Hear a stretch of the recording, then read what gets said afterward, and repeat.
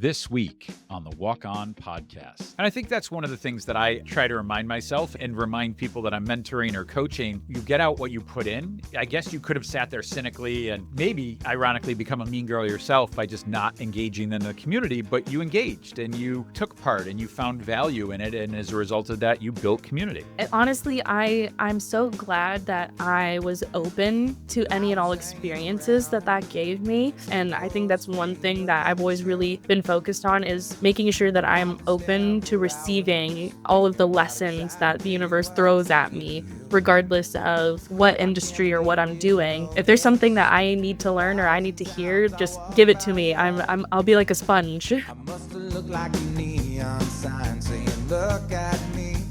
Hello and welcome to the Walk On podcast. This is the second bonus episode of season 5, and we're going to end with this one. So no more secrets, no more spoilers. I'm thrilled with our next guest. For those of you that are new here, the Walk On podcast really started as my search for purpose and passion.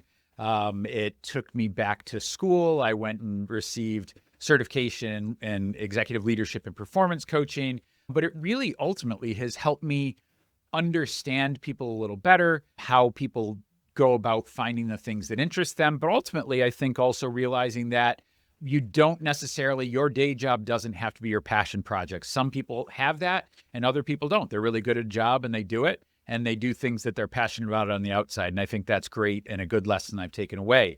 With that preamble, I am excited to welcome our next guest and last of the year, Gracie Pfaff. She is founder of Harvest 107, co-founder of Influentialist Marketing. I will get out at the front here that I have known Gracie since she was a child, and I have been marveling and awed by what she's done. She actually, at 12 years old, decided that she was going to take on ending hunger and created a nonprofit to work on international hunger issues, and she'll tell you about that in a little bit. She transitioned into a successful pageant participant and now has leveraged all of that into helping individuals and brands connect with audiences in the digital world in a company that she started with her mom. So that's awesome. And her mom is great. And before we kick it off and welcome Gracie fully, I would just point out the One campaign, which many of you may be familiar with, an amazing international organization, named her a ONEderWoman. Play on words, well done, Bono and company, among many other accolades. So with that, Gracie, welcome on. It's good to see you. Thank you. Thanks for having me. I'm excited. Of course. Tell us a little bit more about yourself. Yeah, so like you said, 12 years old was really when my journey started. Prior to that, I was a pretty, I say normal kid. Dad was in the music industry, so that's as normal as an artist child can be. I was actually joking with a friend the other day. I think the last time I was at a music festival, I was a child, and they were like, "What happened to you?" And I was like, "Oh, no, it's not weird. My dad was a musician. Don't worry." Yeah. I wasn't in anything weird. Yeah. But grew up pretty fairly normal childhood. And then, 12 years old was really when it kicked off. A little background there, I was homeschooled. And I absolutely loved being homeschooled. I feel like it gave me so much freedom to explore the things that I was interested in as a child. And so it was around that time of year, my mom was preparing my curriculum. It wasn't quite ready yet, but she was almost there. But she was like, I need a little bit more time, but it's the school year. So let's just go to the library, pick out a book. And you guys can do a project based off of it. And that's the beginning story of how I started Harvest 107. It all came from a book. I'm a very type A person. I love doing research and knowing as much as possible. I think knowledge is power, and I've always believed that. My sister jokes that I was a nerd as a child, but you know what? It served me well. But I wanted to learn as much as I could about hunger and malnutrition after I read this book that was talking about those topics. And once I heard that there were hundreds of millions of people suffering from hunger, I knew I wanted to be part of that solution. Yeah. Amazing intro background. I will say, I don't know that you know this, but the intro and outro music for our podcast is your dad. So there's a nice little touch point there. And I had the good fortune of doing some work with your dad and helping to support his career as a musician. And he's so talented. And I believe you play music as well, don't you? I do, but that's like my hidden talent. You know, I had a music page for a little while. And it was really fun. It was something great that I did over the pandemic of like a total just creative outlet. I still post occasionally, but Yeah. it's more of a hobby than anything. I don't know that I'll make a career out of it. Yeah. Well, you've got a lot of careers going on. Well, let's go back to the first one. So you go to the library, you find this book, it strikes you. How does 12-year-old you, and one of the things that you didn't share, which I'm sure we'll talk about, is you took your family to Haiti as part of this work, and you lived in Haiti, and I came and spent some time there and did a week's worth of work with you all. But how do you go from, I read this book, I do a report on it, I'm moved, let's start a nonprofit. How does a 12-year-old do that? I was really interested in the topic of sustainability. It seemed like sustainability was the only way forward. I knew of so many organizations that were providing aid to people, and I actually offered to volunteer. I wasn't even going to start my own nonprofit. That's what a lot of people don't know, is that I was never going to start a nonprofit because even in the beginning, I was like, I'm just a 12-year-old. What am I going to do? I offered to volunteer, I think, with over 13 different organizations, both domestically and internationally, and every single one of them told me that I was too young. And as I did more research and as I was developing this passion for sustainability, I was like, wait, maybe there's a gap I can fill here, because I know that I am capable of making a difference even though I'm 12 years old. I just had this belief in myself, and I don't, maybe it's just because I was a little crazy. I don't know. I think you have to be a little crazy to be an entrepreneur of any sort. But That's a my word for parents it. did always instill that belief in me that you can do anything you put your mind to. Mm. And I, unlike most children, just really took it to heart. I was just like, I'm just going to believe it. Okay. Took the And ball and ran with that's it. what I did, is I looked at sustainability and I was like, okay, short-term aid, I recognize the need for it, especially in emergent situations. But what about when the aid runs out? What are people left with? What are these communities left with? What's going to sustain them, the other 360 days a year when they're not recovering from a natural disaster, et cetera?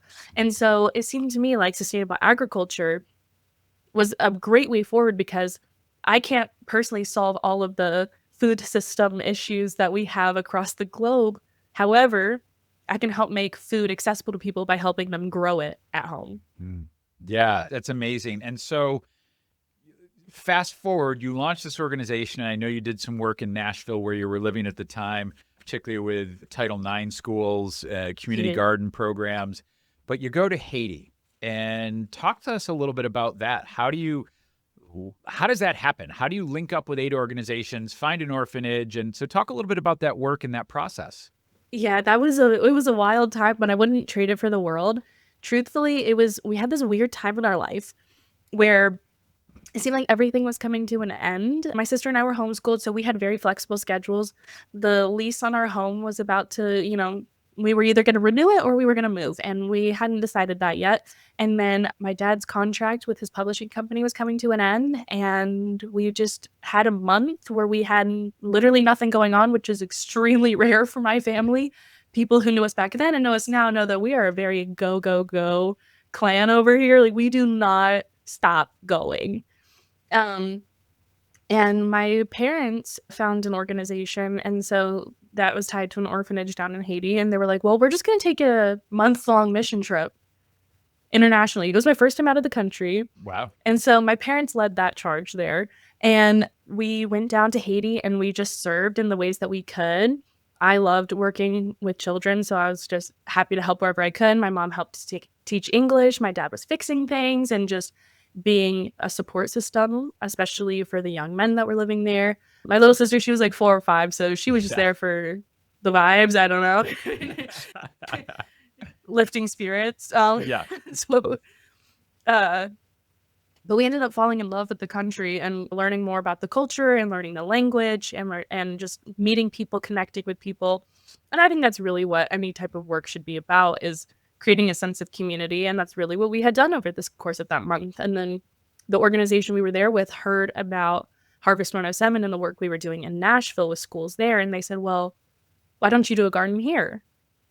And yeah, that was in March of 2014, I think. And then we ended up going back to Haiti later that year. I think it was October. It's been a hot minute, so Yeah. I could be off there, but I'm fairly certain it was October of that same year, and we built a huge garden on the rooftop. I mean, it was enormous. And then we moved in that next January. It was pretty quick. We were like, let's leap and look later. And so you built this garden and you're helping them grow food and then doing nutrition education. Yes, exactly. So we do everything organically. One thing that's always been really important to me, my mom is really into health and nutrition, and she has always been one of those, we always called her like a crunchy granola organic mom. But honestly, it taught us so much as children about the importance of taking care of your body. And after learning about all of the pollutants that are in the air in places like Haiti, etc., it's like, okay, wait, we don't need to be adding more chemicals to our bodies. Of course, it's very easy in the agriculture industry to pesticides, fertilizers, etc.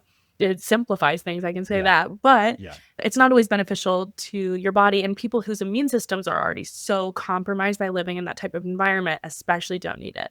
And those chemicals end up seeping into the soil and the water, etc. And it's a whole cycle of maybe not the best solution. So we do everything organically. So we were teaching organic agriculture, which was something that was very new to that community in Haiti. A lot of people were just taught that this is just the way things are done. And it's one of those things when that's what you know, you don't question it. But again, for people in countries like Haiti, also fertilizers and pesticides are not affordable whatsoever. So then they're stuck in the cycle of thinking there's no solution for me. And being able to equip people with that knowledge is really what we prioritize the most of, here's why nutrition is important. Here's how you can grow things organically. And here's how you can combat this extreme environment that you live in as well, because it gets pretty warm in Haiti. Really, that education component is really where I think that's what sets us apart and continues the scalability and sustainability of what we do. Yeah. And so I want to talk a little bit about Haiti, if you will. As we mentioned at the top, I spent a week there and it was a transformational experience for me. It changed it was the first time I'd been to a third world country. It was insightful in that way, but getting beyond the stories and the national perceptions and seeing, yes, some of those things are true, but getting to see people as people and getting to see the work that's being done and who Haitians are that I encountered, there was so much I will take with me for the rest of my life from that experience. And so talk a little bit about what that was like. Talk your perspective on Haiti. Share with that if you can. I always say that Haiti is so much more than a statistic. I think that's what so many people get caught up in, is we see in the news, okay, another statistic of how many people were affected by this natural disaster, how many people are affected by this global issue, etc. They're more than a statistic. It's people. These are human beings. And just because we don't speak the same, well, I do, but most people don't speak the same language as them. And you don't grow up in the same culture, it doesn't mean that they're not people. And so what I love is to try to, when I tell people about Haiti, is to really bring that human aspect into it, because these are people I know, these people I literally grew up with. I mean, I was 13 when we moved, and people that were my neighbors. And Haiti has so much hope, especially for a country that I feel like so many people are like, oh, Haiti's always in the news for some disaster or another. But considering all the things that Haitians have been through, you would think that a lot of people would be hopeless in those situations, going through an earthquake or hunger or any of these other issues that they face on a daily basis. But there's hope every single day. I mean, people left and right, smiling, singing, going on with their daily life. Some of the most inspirational people I know I met in Haiti, because they persevere, I think is the best word for it, is that through it all, they don't let it ruin a good day. That's great. And yeah, we'll avoid the geopolitical discussion here, but I think so thinking about that time, and I want to start to pivot towards the next phases of your evolution. What do you take with you from that part of your entrepreneurial journey, the launching a nonprofit, moving to another country, absorbing yourself in a culture, as you said, growing up there? What do you take from those experiences that you leverage today? I've always thought that Haiti gave me a sense of community that I would not be able to find anywhere else. People are truly there for each other there. Even if they don't have much, whenever someone has extra, they're willing to give what they have to their neighbor. Yeah. And that's what I love so much about the culture. And so one thing also that teaching in Haiti for those 5 years that I lived there taught me was that teaching is not always just about spewing all the knowledge you know, but also being able to really listening to the problems of a community, listening to the pain points that they have, and being able to help address that together. I feel like you learn just as much when you teach if you're teaching properly. And also being able to connect with people from different cultures, I feel is very important, especially in this digital age. We are constantly surrounded by people from anywhere and everywhere, and being able to connect with someone one-on-one just as a human being, even though there's a cultural barrier, I think is a really important skill to have in today's world, especially as an entrepreneur. Yeah. Yeah, I'm struck by and saw a little bit while we were there and talked to you and your family about it. But I think as volunteers, whether it's Haiti or domestically, something in your community, your time is valuable. Your resources are valuable. They're appreciated. But you don't just drop in and say, well, this is what we're going to do, or this is how you do things, right? There are Exactly. norms, there are cultures, but there's also, well, this actually isn't helpful for us, right? So I love that, really listening. And I think that's a lesson across whatever you're doing, whatever you're plugging into, not just service, really understanding the community first. Yeah, I think that's so important. I always say that I'm a people person, not only because I'm an extrovert, but I think that one of the most important things we can do in life and in business is connecting with people, creating a community. People, and whether you're selling something or you're doing activism work, people buy into a story. They invest in people because that's what we attach to. People are more than numbers. People are more than your sales or your donations or whatever. They have a soul, like they have a story behind them as well. And that's what I love being able to discover. Yeah, and I wrote a book on civic participation, and I joke it doubles as a cure for insomnia or a doorstop. But one of the takeaways, so I'll save everybody the pain of reading it, but one of the takeaways is people participate when they feel a connection to something. And that's really what you're talking about, bringing out the human element, bringing out something that gives others a reason to connect and latch on to that nonprofit, that person, that brand. We want to be connected. We want to be part of a community. So I love that you brought up community, and I'm increasingly finding that in the work I do. Community is everything. It really is. And I think also sometimes, like, what I think about is I love thinking very future minded. And I think about too, when I'm really old, and I always say, like, when I'm 80 years old in the rocking chair on the front porch, what am I going to remember?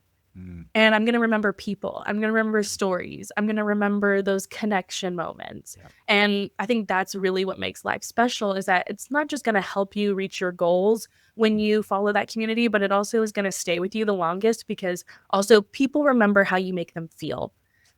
It's not just about what you can do or what you can give, but that connection, it matters. Yeah. Yeah, and your work with brand, mine as a PR professional, I tell people all the time, your brand is not what you tell people it is, it's what they experience, right? So ultimately, Exactly. their experience, their perspective, whether they got your brand or not, they did get your brand because they experienced it, right? And they're telling you, if you listen, well, you may say you do this, but that's not what you live up to. So I do think that's really important.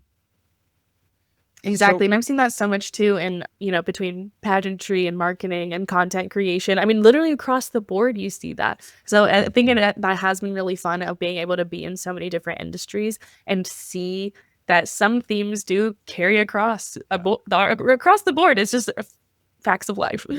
Well, all right, Gracie, you just keep teeing them up. So let's do that transition. So you brought up pageantry. Let's talk about that. So you're living in Haiti. You weren't glammed every day, right? You weren't walking. Well, no. You weren't walking catwalks.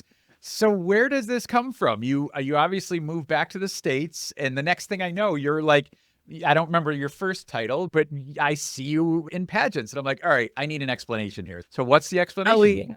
I think I shocked a lot of people when I walked into pageantry, because I literally was going from having my hands in the dirt with plants every single day to literally wearing a crown and sash. And people were like, I think I gave people whiplash from that news. But if we back it up to before I ever moved to Haiti, or before I ever started a nonprofit, a lot of people don't know this because I only did it for like a year. I did modeling back when I lived in Nashville, and I was signed to a local agency in Nashville. I did a whole modeling and acting like seminar and camp and learned about just presentation. I feel like is a good way to put that. And so I still had always had that passion for being in front of the camera. Again, growing up with a father who was always in the spotlight, I was like, wait, maybe I belong there too. How can we make that work? And so we moved back to the US, and I stumbled upon pageantry by accident. I remember growing up and I would watch Miss America and Miss Universe with my grandmother, but I literally never thought that I would be one of those women ever. And I was looking actually for Harvest 107. I was like, what are some interesting and innovative advocacy techniques that I haven't thought of yet to get the word out about my nonprofit? And so I was doing like a bunch of Google searches, and I don't remember what my last search was, but I saw an ad for Miss USA, and I saw that there was like a third of your score was about interview, and part of your interview was your advocacy. And a lot of these girls had these large platforms, and that they were using pageantry to get the word out about it. They were using it basically as PR for their different causes. And so I was like, wait, this isn't a bad idea. This mixes the modeling that I used to love with the advocacy I do now. What can it hurt to try? Yeah. And I signed up. I think I did Miss Florida Teen USA was my first one. I was Miss Cocoa Beach Teen USA. And I signed up and I had no idea what I was doing at all. I was, oh, bless my heart. But I signed up and I just learned as much as I could along the way, and I took every experience for what it was, and I just started talking to people, and I got very connected in the pageant world very quickly. It's a big world, but it's also a very small world. There's a lot of people in it, but everyone kind of knows each other. And there's a lesson there. There's a lesson there. Yep. And I ended up placing top 15 with no prior experience. There were, I think, like 60 girls competing. And so then that got me a little bit of that like notoriety in the industry of like, okay, maybe she's something. And I was like, yeah. And then I watched my video back. And I was like, we could work on a few things. You're like, there's room for growth. There was a lot of room for growth. And I just kept going. I ended up working my way all the way up to the Earth system, because Miss Earth is a pageant that, think very much like Miss Universe, it does end up going internationally.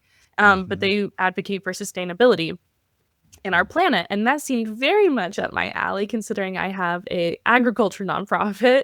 And I was like, okay, well, I'm very earthy. Let's go for it. And I ended up becoming Miss Earth USA Eco, and I was Miss Tennessee Earth 2 years in a row. So that was a very exciting experience. And I'm glad to be retired from pageantry now. It's exhausting. It seems that, I will say the lessons I learned from it, I will take with me forever. Well, I want to get to some of those lessons, but before we do that, maybe what's a misperception that people have about pageantry that you'd like to dispel? Probably that pageant girls are mean. I think a lot of people watch those like movies where there's pageants, or they watch like those like horror stories and there's always like a pageant in there somewhere, and they think that pageant girls are awful. Some of my best friends have come from pageantry, and I honestly was one of those people where I did not believe people when they were like, there's gonna be nice girls in pageantry, you're gonna make friends. I will tell you, every single pageant orientation I have ever been to has said the director, it doesn't matter who the director is. I've had like 3 different directors. They all say the same thing. You're going to meet your future bridesmaids here. And I was like, I would literally sit there, and I was at the pageant. I was like, no, I won't. And I'm a friendly person. Like I don't know why I was so cynical about it, but I was like, I literally won't. But thanks. I'm just going to get through this competition. Yeah. And I'll see you guys on the other side, and I'll follow you on Instagram. Yeah. I was so cynical about it. But then literally my 4 of my best friends I met through pageantry, and I'm in one of their weddings, and I am actually one of her bridesmaids. So they were literally telling the truth. They were. I just didn't believe it. But sometimes you have to have the experience until unless you believe it, you're not gonna. It's not gonna click. Yeah. I'm sensing, as you were talking about that, you mentioned the word community before, right? It's another community where And I think that's one of the things that I try to remind myself and remind people that I'm mentoring or coaching. You get in what you get out what you put in. And I guess you could have sat there cynically and maybe ironically become a mean girl yourself by just not engaging in the community, but you engaged and you took part and you found value in it. And as a result of that, you built community. Oh yeah, and honestly, I'm so glad that I was open to any and all experiences that gave me. Again, I would have never met my best friends. I wouldn't have learned things that I did about pageantry. I would not have gone as far as I did if I hadn't. And I think that's one thing that I've always really been focused on is making sure that I'm open to receiving all of the lessons that the universe throws at me, regardless of what industry or what I'm doing. That if there's something that I need to learn or I need to hear, just give it to me. I'll be like a sponge. So you mentioned being open to the universe. I want to share something. I share a little bit about myself on these podcasts, but I've been doing something recently. Before I go to bed every night, I have my own mantra, and it's some version of these three things. One, I'm going to recognize and celebrate the accomplishments of today, and maybe sometimes I'll point one out. Two, I'm going to let go of all the negative things or challenges that happen in the day. But third, I'm going to be open to the possibilities of what comes tomorrow and that I'm going to take advantage of and step into. And part of it is my way to quiet my brain at night so I get some of that stuff out, but also to have my brain go to work on those opportunities. I don't know. You talked about being open to those possibilities. How do you approach those things? How do you get your mind focused or open to those possibilities that are ahead of you? It's a journey because my mind is all over the place all the time. Yeah. I've always been a highly anxious person. And while in some areas of my life, it's definitely helped me because it gets me over prepared for anything and everything. It also is a serious roadblock sometimes of having to learn how to quiet the brain, especially at the end of the night. A girl needs sleep. My brain loves to say, no, girl, you don't. But you're like, I have a pageant tomorrow. Those 3 to 5 a.m. thought sessions. Yeah. I feel like that could be like a 3 to 5 p.m. thing. Yeah. My brain tends to disagree, but I've managed it a bit. I do really believe in sorting out my brain as much as I can. I'm really big on writing things down. It's usually typing. When I was younger, it was writing, but these days it's typing. And I just do a brain dump in my notes app, and then I try to sort it out later. And I take things task by task, and sometimes I'll even break it down between what I'm doing. I mean, wearing many hats means that I have to separate those different categories of my life. So it's making to-do lists over and over and over again. And yeah, there's 5 different to-do lists, but at least I can be like, okay, I can tackle one thing from this one thing from this one, or I can be like, oh, well, I can reasonably knock out all of these today. So trying to just brain dump and then sort it out has been my ultimate hack because I could not function without my to-do list. I'm all about the to-do list, the spreadsheets. I want to organize. Even when I did pageantry, people thought I was crazy because my key to prep was I had a 5-page spreadsheet to track everything from my prep. Wow. And I swore by it. And I would not compete without my spreadsheet updated and followed through. And girls used to ask me, they're like, what's your secret? Like, how do you prepare so well? And I'm like, this Google Sheet document that goes on forever.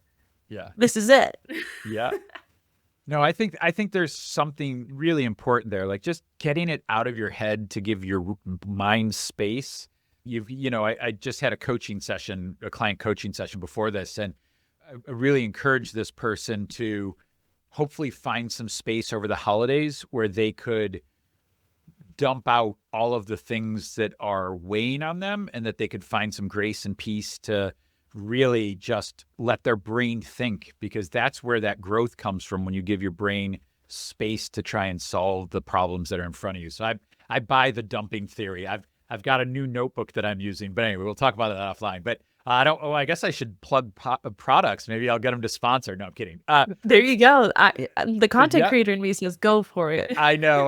Well, maybe at the end I'll hold it up. But no. So going back to the pageants, you said there are lessons you'll take with you for the rest of your life. Want to share one or two of those that really you carry forward? Absolutely. So, one of the major ones that it kind of carries in with modeling and pageantry, but rejection is a big one. Oh. And you're not always going to win. And you're not always going to do as well as you had hoped, or you might not get that award or that title. And you might not book that modeling job. And most of the time, it's not personal whatsoever. Mm, And I think I keep seeing this thing on social media that's like, rejection is redirection. mm, And in a way, I can completely agree with that. But in another sense, sometimes rejection is just rejection. And it's okay to not take that personally and to keep going. Because I think about if I had given up on modeling the first time I wasn't booked for a job, I wouldn't have booked some of my high-end campaigns that I've done. If yeah. I'd given up on pageantry the first time I didn't win, or that time that I didn't even place, I would not have ended up with my state and the national title. And Mm. sometimes that, yes, the universe is giving you another avenue to pursue something else, but sometimes it's also just saying that, hey, it's not your time, and Mhm. that's okay. Just keep going, keep improving. I love that rejection is sometimes just rejection. And what I took from that too is it's not that big a deal. It's not the end of the world. It wasn't your time. You weren't the right fit. Somebody had more qualifications than you. There's also in there though that it's not inherently a bad thing about you. It was rejection. It just wasn't a fit. I love that sometimes rejection is just rejection. It is, and you have to learn to not take it personally. And of course, it's hard. You Yeah. wouldn't be human if if it didn't affect you a little. No Yeah. one likes a little bruise to their ego, but when you are able to move through that Yeah. bruise to your ego and be able to rebuild yourself and Mhm. continue growing and become a better version of yourself on the other side of that, I think is a really important skill that I would recommend to anybody to learn. I think rejection therapy is a great thing. I think people should do it. Put yourself out there more, get Yeah. rejected more. And I feel like it teaches you so much because it's almost like you learn by doing, and sometimes you learn Mhm. by failing. And Yeah. rejection, sometimes it's failure, sometimes rejection is just rejection, and just Yeah. move through it. Move through the uncomfortable feelings that come along with it. Yeah, I mention him all the time on these podcasts, but Scott Galloway's a writer and a podcaster that I follow, and he's just written a book on it's called Notes on Being a Man, and he's really concerned about the direction of young men in America. And one of the things he talks about is we've gotten so scared of putting ourselves out there, making mistakes. Like I'm going to butcher the statistic, but it's something like 43% of men under 28 have never asked somebody out or been on a date, right? Like because they're Oh my scared. They're gosh. scared of rejection. They're scared of, and he says, go make mistakes. Go put yourself out there. That's where you learn. And I do agree with you. I think we're scared of failing, even though sometimes failure is just failure. It's not the end of the world. I do think we have a culture that's playing it safer, and I think that's dangerous. Yeah, yeah. I agree completely. I think that it's really important to I think also being able to move through rejection and failure, it teaches you how to live with uncomfortable emotions, and I think Mm. that's something that's really important because life is not always the sunshine and rainbows we wish it was. Yeah. And, Yeah. I mean, I'm a very positive, optimistic person, but even I get bad days. I have days where I doubt myself. Mm. That's just part of being a human, and so when you can work through that, and Yeah. sometimes it's just you saying, "Today is not my day. It's Yeah. gonna be okay. I'm gonna throw on a movie and eat some comfort snacks, and tomorrow will be better." Yeah. It's 100% okay to do that, and being able to live with those uncomfortable emotions is really important because when something does happen in your life, which inevitably something does, we get challenges, and you being able to handle that with grace and in a calm state of mind, and it doesn't completely just, like, fry your brain, that's gonna be important, especially for the Yeah. people around you if something major happens in your life, or even if it's just it feels like a personal failure, it that's gonna be that motivation too to keep going, when you can learn to sort through that and not take it as a personal attack. Yeah. And I think as you're saying that, I'm reminded of the fact that if you're a pro baseball player and you get out 7 out of 10 times, that still means you hit 300 and that gets you in the Hall of Fame, right? If you're a 300 hitter, you're in the Hall of Fame, but you still got out 7 out of 10 times, right? So I just think, but you learn from that. You learn how to be a better hitter anyway. So I do think there is something to be said for that, and it gives you calluses and it gives you room to grow and insight. I 1000% agree with that. Well, speaking of growing, I want to be respectful of your time, but I want to check in where you are today and what you're doing today. So, as you mentioned earlier, I recently started Influentialist Marketing with my mom. She's done marketing and PR since before I was born, and I love her wisdom and the unique take that she has on things. And then I have actually recently become a full-time content creator, and that's been a really exciting change for me. It was honestly unexpected. I just posted about it yesterday on my page. I saw that post. I encourage people to find it, and we'll talk about where they can find you. But it's a powerful post. Tell us about the post. And I was doing social media and running social media for businesses professionally for over 3 years. And I unexpectedly got laid off in August. And I didn't know what to do. I was like, I am 24 years old. I feel I have no job. I was like, I feel behind in life. I don't know what I'm going to do. Just those spirally moments that happens when something tragic happens. Yeah. But as we learned from pageantry and modeling, we keep going. Yes. But, I was like, wait, I run social media for brands, and I was already doing on the side UGC, which is user generated content creation for brands, which basically means that I make influencer style videos and brands buy it from me.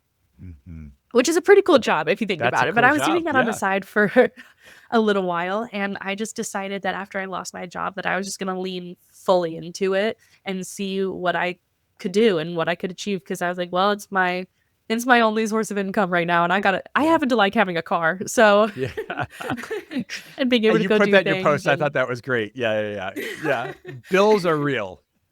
It's a real thing. And I like having things. And, I decided that I was just going to lean fully into content and see what I could do. And I just kept pitching and I kept networking and I kept applying and applying. This is where that rejection therapy is great. Whether it was through modeling or going to different events or applying online or just reaching out to brands directly, I just kept going. And then I ended up ending the year with multiple months where I did over double my old salary. So I feel like I achieved what I wanted to there, and I'm excited for 2026. I love that.